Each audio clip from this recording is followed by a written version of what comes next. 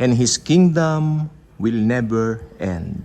Yan po ay excerpts dun sa awitin ng Hillsong na this kingdom, syempre si Darlene Sheck ang nag-wrote, no?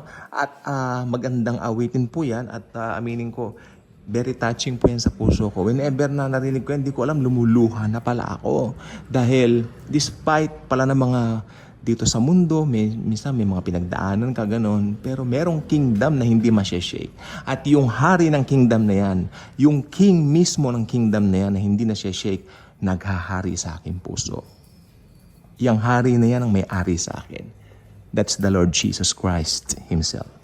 So ang Panginoong Jesucristo po ay Diyos, nagkatawang tao.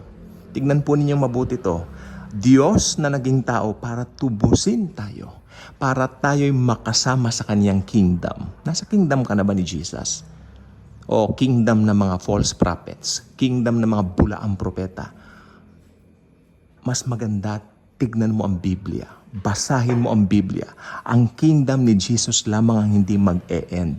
At kung born-again Christian ka na, ibig sabihin ng born-again Christian, someone na tumanggap sa Panginoong Jesucristo as His very personal Lord and Savior.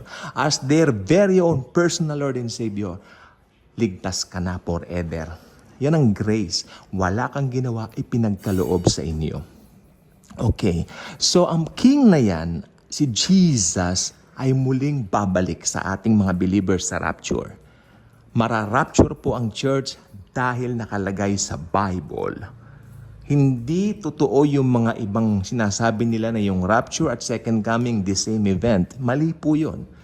Ang rapture ay ibang event, silent event, para lang po sa believers yan. Exclusive sa believers yan. Mara-rapture po ang church. Marami pong hindi naniniwala sa rapture. Ano naman ngayon? Hindi naman mapapalitan ng dakilang katotohanan ng rapture o ang isang dakilang katotohanan sa Biblia kung ba hindi nila pinaniniwalaan ito. Mangyayari at mangyayari ang rapture.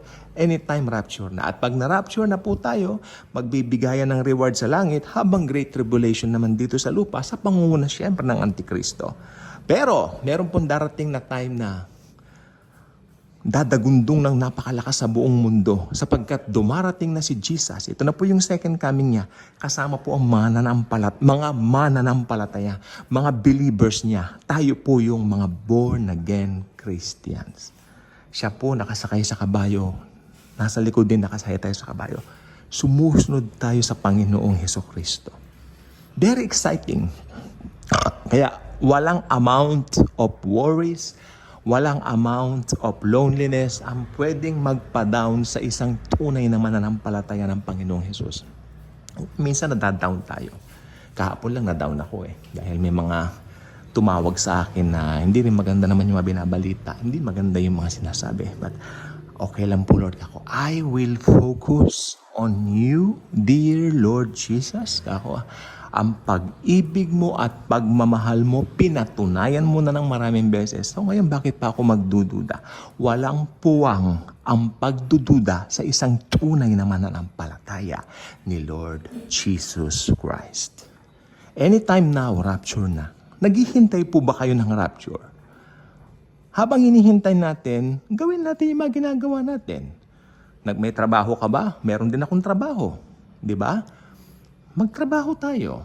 Pero ang akin lang, wag natin kalilimutan na ang dakilang araw na yan ay bigla ang darating. Kaya meron tayong tinatawag na pag-share ng good news.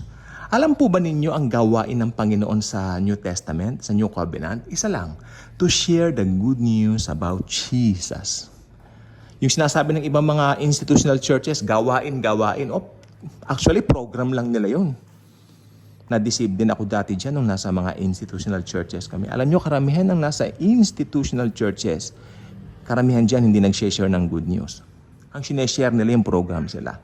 Huwag tayong padaya mga kapatid ko at mga kababayan ko sapagkat last days na tayo, we have to share the good news. Yan lang ang tanging gawain na iniutos sa atin ni Jesus bago siya pumanik ng langit. Bakit? Ano nakalagay doon?